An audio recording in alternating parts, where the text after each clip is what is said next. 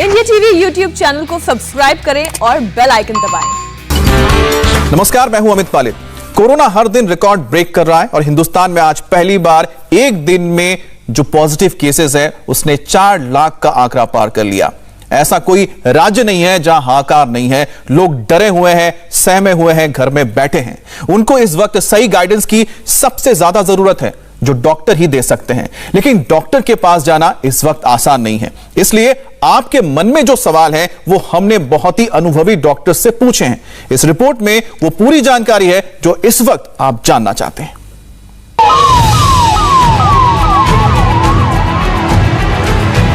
अभी जिनके वैक्सीनेशन में वक्त है उनको क्या करना है? अगर किसी की रिपोर्ट नेगेटिव आई है लेकिन लक्षण बने हुए हैं, पैनिक करने की जरूरत नहीं है। कुछ बातों का ध्यान रखना है।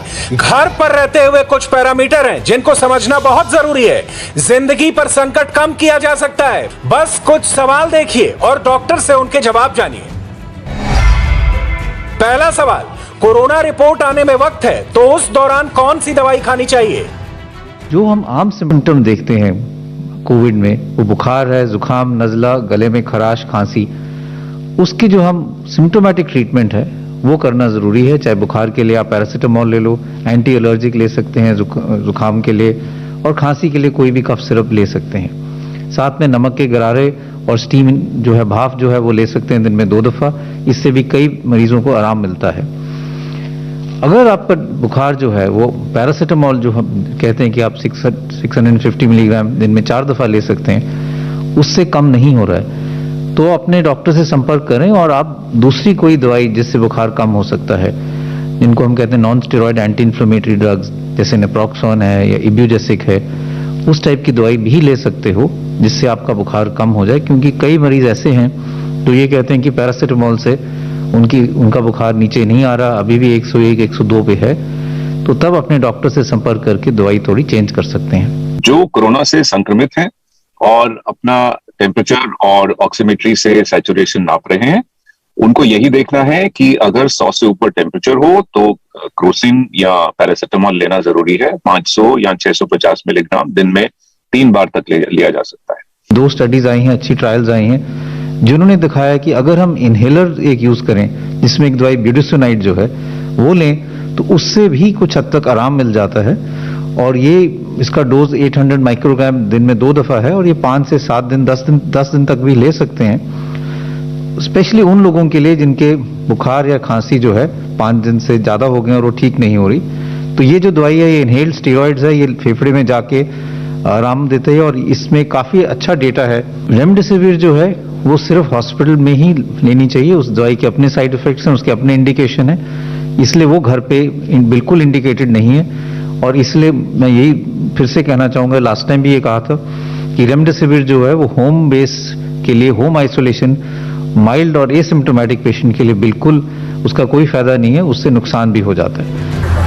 बहुत से लोगों की रिपोर्ट नेगेटिव आ रही है लेकिन लक्षण बने हुए हैं। ऐसे में खतरा है कि देर ना हो जाए। सीटी स्कैन एक तरह से जिस्म के अंदर की मैपिंग है जिससे फेफड़ों की सही हालत पता चल जाती है। इसलिए दूसरा सवाल, रिपोर्ट नेगेटिव है तो सीटी स्कैन का फैसला कब लेना चाहिए? आरटीपीसीआर कई बार नेगेटिव आती है क्योंकि उसकी सेंसिटिविटी 70% ही है। और हमने ये वेव में पर्टिकुलर देखा है कि ये वेव का जो स्ट्रेन है इसमें काफी बार सीटी स्कैन पे हम पिकअप करते हैं। तो नॉर्मली हम तीसरे से 5वें दिन पे HRCT जो होते हैं, हाई रेजोल्यूशन सीटी स्कैन, वो कर लेते हैं और उसमें पकड़ में आ जाता है कि कोविड है कि नहीं। सीटी स्कैन की सेंसिटिविटी 85% है, 85% है। और हमारी जो RT-PCR की टेस्ट है उसकी जो सेंसिटिविटी है 70% है। तो सीटी स्कैन में ज्यादा पिकअप होने का सहूलियत है, लेकिन पहले दिन पे सीटी स्कैन नहीं करना चाहिए।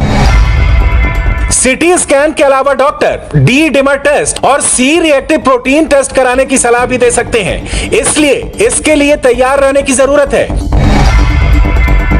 तीसरा सवाल, अस्पताल कब जाना है? इसका फैसला कोरोना मरीज कब करे? अगर आपको लगे कि आपकी सैचुरेशन जो है वो कम हो रही है, 94 से कम हो रही है, 90 के पास आ रही है, या आपको सांस चढ़ रहा है, आप खुल के सांस नहीं ले पा रहे हैं, तो एकदम डॉक्टर से कंसल्ट करें। वो बहुत जरूरी है, जिससे आपको समय पे ट्रीटमेंट मिल जाएगा और अगर एडमिशन की जरूरत है तो समय पे ट्रीटमेंट हो जाएगा। तो इसीलिए कुछ वार्निंग साइंस है जो हम कहते हैं कि अगर आप होम आइसोलेशन में हो तो क्या लक्षण है जिससे हम ये कहें कि आपको एकदम मेडिकल सपोर्ट की जरूरत है। एक तो ये है कि आप खुल के सांस नहीं ले पा रहे, लेकिन ये समझना जरूरी है कि खुल के सांस नहीं ले पा रहे, इसको आप अपने सैचुरेशन के साथ भी लिंक करके देखें।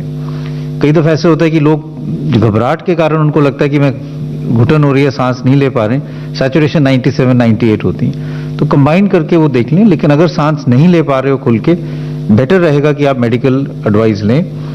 अगर आपकी ऑक्सीजन सैचुरेशन 94 से कम हो रही है तो भी मेडिकल सपोर्ट लेने की जरूरत है। अगर छाती में एकदम दर्द हो रहा है, भारीपन हो रहा है, तो भी आपको मेडिकल एडवाइस लेने की जरूरत है। मरीज को हर 4 घंटों में बुखार चेक करना जरूरी है, हर 2 घंटे में ऑक्सीजन लेवल भी चेक करना है। ये दोनों बातें बताएंगी कि हालात बेहतर हो रहे हैं या गंभीर हैं। चौथा सवाल, ऑक्सीजन लेवल कम है, अस्पताल में जगह नहीं है, ऐसे में क्या करें? ऑक्सीजन कम होता है और सैचुरेशन हमारा 93% के नीचे आ जाता है, तो डॉक्टर को पूछ के स्टीरॉयड की दवाई चालू करते हैं। हम ब्लड थिनर की, हिपैरिन या एंटीकोगुलेंट की दवाई चालू करते हैं, और उसके साथ ही घर में कोई ऑक्सीजन की फैसिलिटी होगी तो वहां चालू करते हैं जब तक हमको बेड नहीं मिलती, और एक सीटी स्कैन और कोई खून की जांच भी कर लेते हैं। तो ये चीज डॉक्टर के सलाह के साथ हम कर सकते हैं। हमको पता है कि काफी लोगों को कठिनाई होती है और डर भी जाते हैं, तो बिना डरे सही दवाई अपने डॉक्टर के साथ सलाह करके ले सकते हैं। स्टीरॉयड की जो टैबलेट है उसका इनहेलर भी आता है, उसका इंजेक्शन भी आता है, हिपैरिन का इंजेक्शन आता है इंसुलिन जैसा। पांचवा सवाल, घर में किसी को कोरोना हो जाए तो क्या साथ में रह सकते हैं? घर में कोरोना होना तो अब बहुत ही कॉमन हो गया है। आपने सुना होगा कि आपके फ्रेंड्स फैमिली, हमारे फ्रेंड्स फैमिली में सब जगह कोई ना परिवार में कोई ना कोई है जिसको कोरोना है, तो बिल्कुल उनके साथ ही रहना है, लेकिन आइसोलेट करके रहना है। यानी कि हो सके तो जिसको कोरोना है उसको एक अलग कमरे में रहना है, उनके लिए बाथरूम और कमरा हो सके तो अलग होना चाहिए, और बाकी लोग जो उनके अटेंडेंट्स हैं, जो उनको खाना देंगे और उनकी देखभाल करेंगे, वो अपना ग्लव्स और डबल मास्क पहने, और हो सके तो N95 मास्क पहने वो भी, और जिनको कोरोना हुआ है वो भी। और अगर सिम्टम्स नहीं है जो देखभाल कर रहे हैं तो उनको टेस्ट करने की इस वक्त जरूरत नहीं समझी जाती है, लेकिन अगर उनको भी सिम्टम्स है तो उनको भी टेस्ट करना चाहिए। आजकल ये बड़ा एक्सेप्शन होगी अगर कि किसी परिवार में एक व्यक्ति को हो गया और बाकी उससे बच जाएं।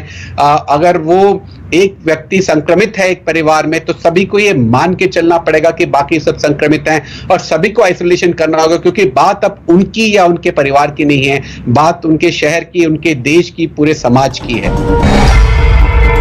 छठा सवाल, साथ में रह रहे 2 लोगों में कोई एक निगेटिव हो जाए तो साथ रहना चाहिए? वेंटिलेशन रखें, पंखे चला के रखें। जो अगर आपकी जो हवा में टर्बुलेंस है, अगर अच्छे से वेंटिलेटेड है, खिड़कियां खुली है, पंखे चल रहे हैं, तो अगर वहां पे कोई आदमी निकल के वहां से गया है तो इतना फिर भी ऐसा नहीं है कि आके आपको वो पकड़ लेगा। इसलिए जो प्रिंसिपल है, जहां भी अकेले भी है, अगर ऐसी जगह पे जहां पे बहुत से लोग आते जाते हैं तो अपना मास्क पहन के रखें, चाहे आप अकेले भी हैं।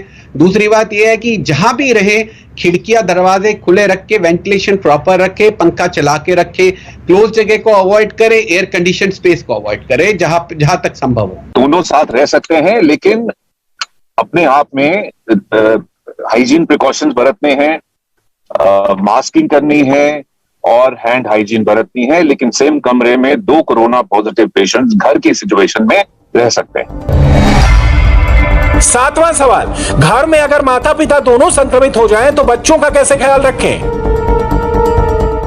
ये कह रहे हैं कि घर में माँ बाप हैं, खुद हस्बैंड वाइफ है और उनके बच्चे हैं, समझ लीजिए 2, तो ये 6 लोग हैं। तो अगर ये 6 लोग हैं तो देखिए, बच्चे और जो हस्बैंड वाइफ हैं, जो मेन मेंबर्स है घर के, उनको अलग रहना चाहिए, और जो माँ बाप हैं जो संक्रमित हैं कोरोना से, उनको एक कमरे में और बाथरूम उनके लिए यूज होना चाहिए। तो जो अलग रह रहे हैं, जो संक्रमित नहीं है, वो अपने नॉर्मल हाइजीन प्रिकॉशंस, मास्किंग और डिस्टेंसिंग तो रखना ही है, और अगर वो सिम्टोमेटिक होते हैं तो उन्हें भी टेस्ट करना चाहिए। और जो सिम्टोमेटिक हैं और जो संक्रमित हैं वो एक फिजिशियन की गाइडेंस से रहें।